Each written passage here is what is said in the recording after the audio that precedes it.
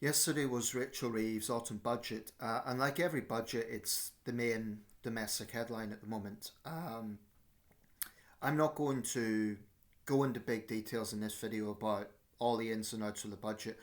I haven't followed it excessively closely, so it would be dishonest of me to attempt to, go into all aspects of it. I'd be focusing on other things, such as the big fire disaster in Hong Kong. The latest is 94 have perished and there's still hundreds missing. So that's an awful tragedy. There's also reports of a serious cyclone in the North Indian Ocean. Honestly, I don't always focus on domestic news. Quite often, my focus with news is on stories abroad. But of course, it's very, very important. I will say this: Chancellor of the Exchequer is possibly the toughest job in politics, maybe even more than the Prime Minister, because as Chancellor you're handling a £3 trillion economy. We're currently the world's sixth biggest economy by GDP, so it's a huge, huge, huge responsibility. And to be absolutely fair to that office, no Chancellor is ever going to please everyone. That's just an obvious observation. So Rachel Reeves is, she's not going to please everyone. But what I noticed with the headlines yesterday was predictably, we have a Labour Chancellor, predictably the right-wing press was coming out and saying it's a victory for Benefit Street, right? I'm going to read out what Kemi Badenoch's just written. Conservatives believe in work, this is on social media, conservatives believe in work, responsibility and lower taxes, not in this welfare expansion. Do you agree? Agree with a little thumbs up comment. Now it's subtle, but she knows what she's doing. Once again, just, bashing the unemployed, bashing claimants. And we've heard it for years. That sort of populism is very easy, and unfortunately a lot of people lap it up. Before I get a bit more into this, I want to be very clear. I know that there are people who abuse the system. I know there's people who don't take any responsibility and they do choose it as a lifestyle, right? And that is unfair. It's unfair on the taxpayer and it's unfair on other claimants. I say it's unfair on other claimants because they get tarred with the same brush, unfairly so. So I get that. There are people who abuse the system, and in some cases you have high-level fraud. People raking in thousands that they're not entitled to. I'm all for prosecuting those people because it's a criminal offence and it's wrong. But what troubles me about the direction the right-wing press take and right-wing politicians who lap it up is its distortion. So what Kemi Badenoch is doing with that statement, it might sound harmless enough on its own, but by implication she's saying that if you're unemployed or you're a claimant, you don't believe in responsibility. Even if you are signing on, which you're totally legally entitled to do if your claim is valid, she's vilifying people. It's subtle, she's not coming out and saying they're lazy dole scroungers, but she knows what she's doing, and this is what Conservatives have done for years. They've tried to turn people against each other, right? So if it isn't immigrants, then it's claimants. And I would say perhaps more than any other groups, it's those two groups that get most vilification in this country. I suppose you could argue criminals do, but the thing with criminals is they are obviously by nature, by definition, hurting society. Whereas immigrants and claimants mostly are law-abiding citizens, in most cases. I mean, in the case of criminality, the proportion of foreign nationals in British prisons is actually lower than the proportion of British nationals in British prisons. So for all the rhetoric about migrant crime, it's a distortion. Again, I'm not naive. There are migrants who commit crime, and in my opinion, they shouldn't be here. Of course not. But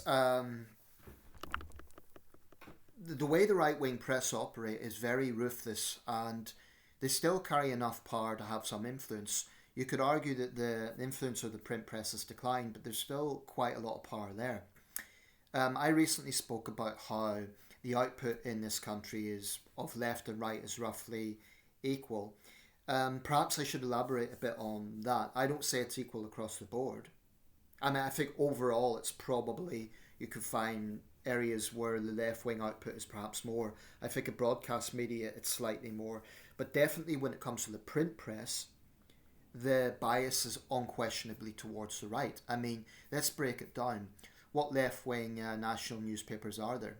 There's The Guardian, the Eye to a lesser extent, because sometimes the Eye has conservative op-eds. But yeah, it sways more to the left.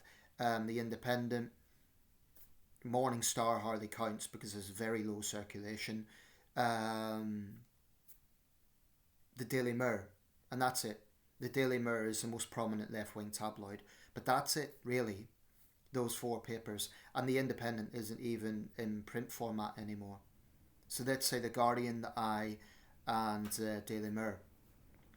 What do we have on the right? The Times, the Daily Telegraph, or the Daily Torygraph as I like to call it, the Daily Mail, the Evening Standard, the Sun, the Daily Star. You know, it clearly heavily outweighs the left-wing output. Now, like I say, the print press isn't as influential as it once was, but there's still a lot of online influence. And I would say, if you look at something like X, the right-wing bias is undeniable. There are left-wing voices on X, but, you know, the power that something that GB News has on X, whilst I don't want to exaggerate it, it's clearly there. So this is significant because people are influenced by what they see and hear. I would say at least as much as personal experience. A lot of people railing against claimants. I'm not sure if they really have a clue what goes on in the DWP. To be fair, there may be some people who are going by personal experience, i.e. they've got a neighbour that they know is cheating the system and that makes them angry because, you know, they're working hard. And I can understand that. I wouldn't be too happy if I was in that sort of situation. But again, I maintain that there's a lot of distortion on this subject. And I find it ironic that Conservatives continue to push this narrative that Labour just gives people free money. You know, they're attacking Rachel Reeves for what they perceive to be a pro-claimant budget. It may be, but up to this point, Labour has been actually pretty right-wing on this subject. I mean, it's Labour work and pension secretaries that have been talking about cracking down on benefit fraud, and even to the point of demanding airlines hand over information about people. So it's a total misconception. It's a total falsehood that Labour is soft on welfare. It's pretty much more of the same, actually. What's actually going on in the DWP is not that different from the Tory years, really, in terms of the sanction culture. And this is something that people never hear about. This is what makes me angry about the distortion on this.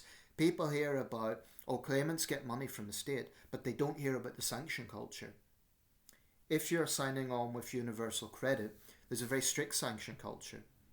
If you don't show a 35-hour-a-week job search, you could lose that money, and they're very strict about it.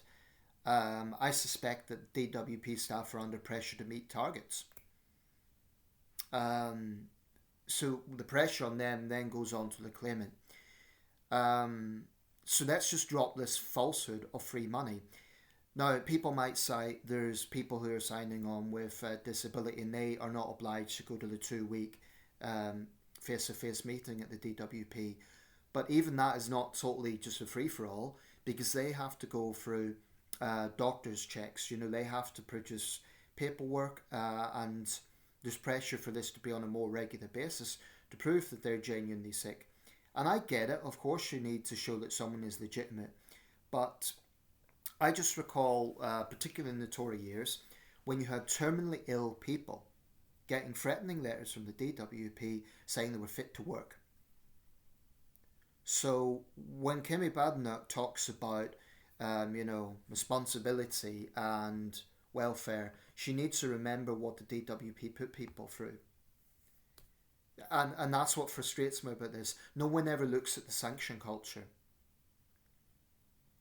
because it's very, very easy for job centre staff to just hand out sanctions at the drop of a hat. And what can a claimant do on that? They've got very little power in that situation. What it makes me think of is the postmasters. Innocent postmasters were accused of theft because of flawed technology. What's to say that claimants are not being punished from administrative error? In fact, that isn't even a speculation, it has happened. So this constant rhetoric about, well, let's make life harder for the claimants, let's make them work for the money.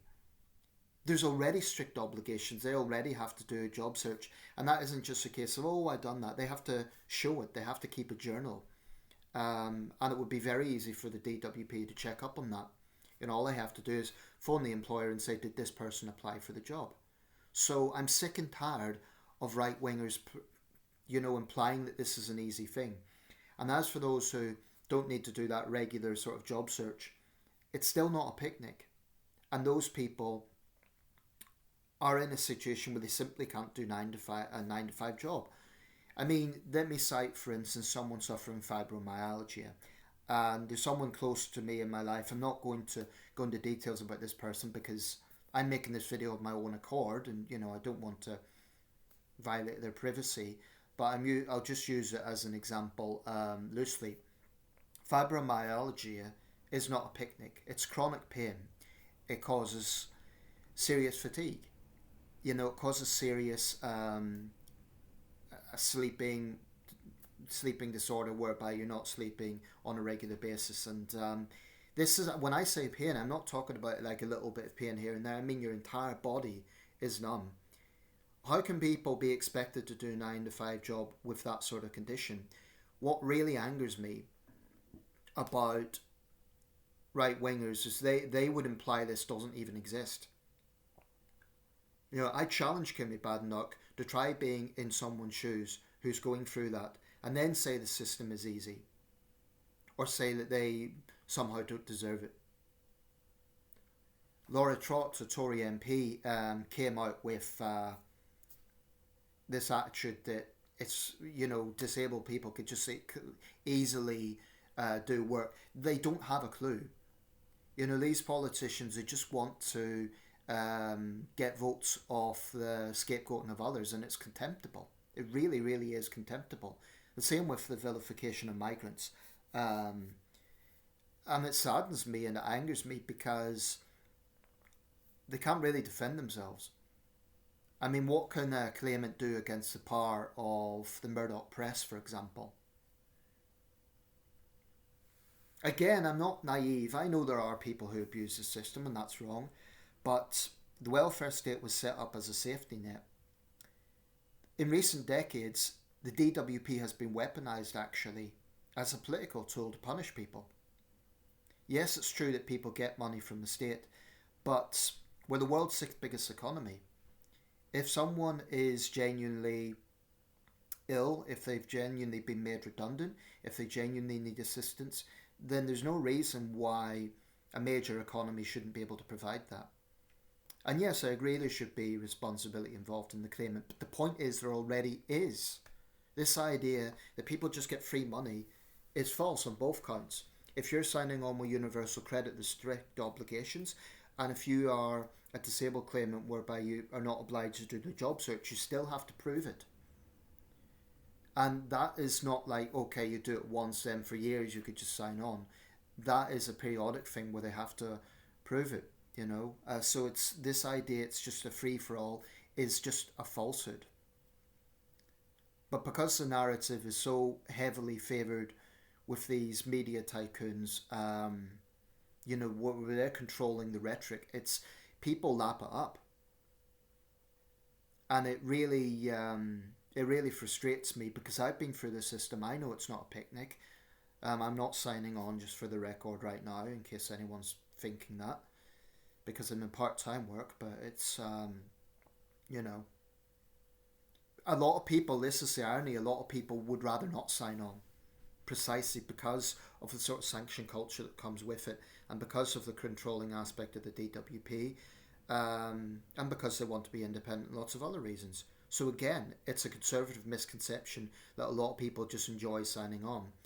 Again, sure, you'll get some people who abuse the system and will use it as a lifestyle choice, but it's not every single claimant. I doubt it's even the majority. It's probably a minority. So, this is what I'm focused on with this. This isn't really about the budget as a whole. I'm sure there's a lot of other aspects to talk about in that budget. I want to talk about just the way claimants are scapegoated in this country. I'm sick of it. Which is the same for migrants.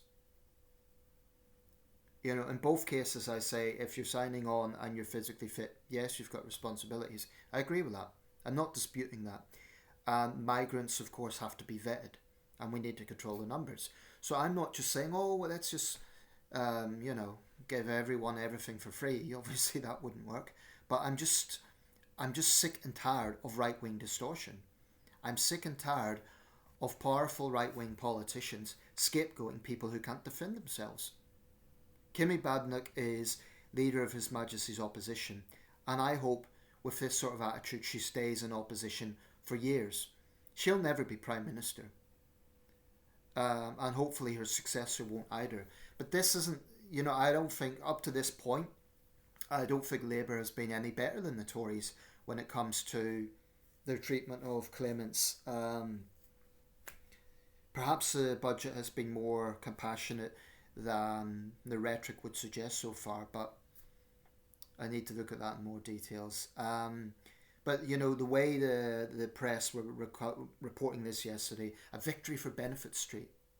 How often do you see the Sun or the Mail or the Express have a headline talking about Elon Musk's corrosive influence in this country? And people might say he's just one person, but he's a very significant person. He's the richest person not only in the world today, but in history.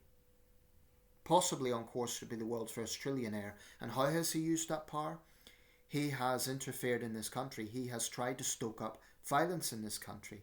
He has casually thrown out rhetoric about an impending civil war.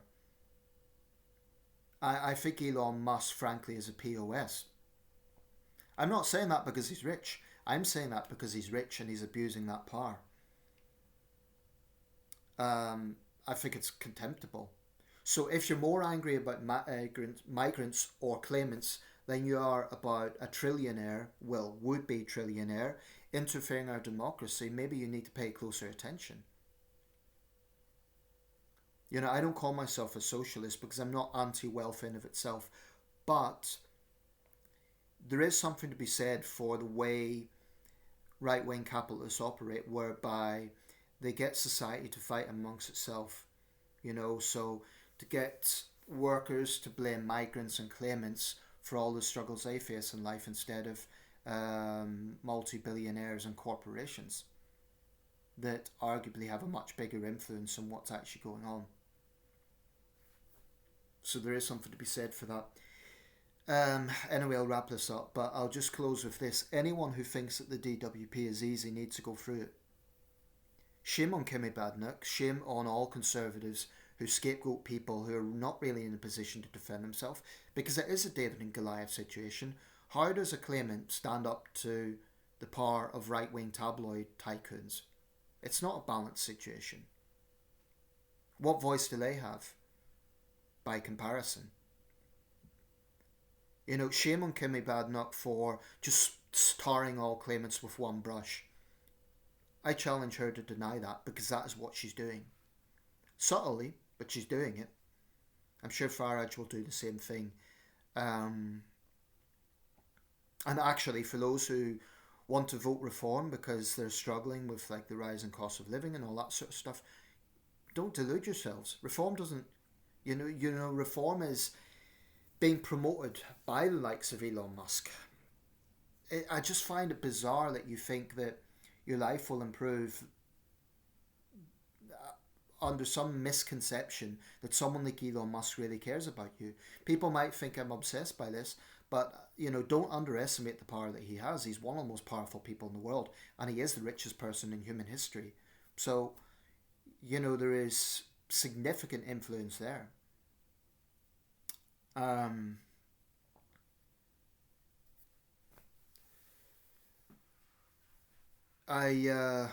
I just wish people would not assume this is as black and white as I think it is. And I hope that disability charities really speak out against some of this rhetoric. And I hope that all politicians of good faith also speak out. Ed Davey, I'm thinking of you. You know, uh, it just disgusts me how the right wing media distort things, how they drive society against itself. And we have a Labour government that really, for all the rhetoric about, this is a victory for Benefit Street and all the rest of it, we have a Labour government that has been going out of its way to pander to reform. So the idea that this is a really left wing government is absolute nonsense.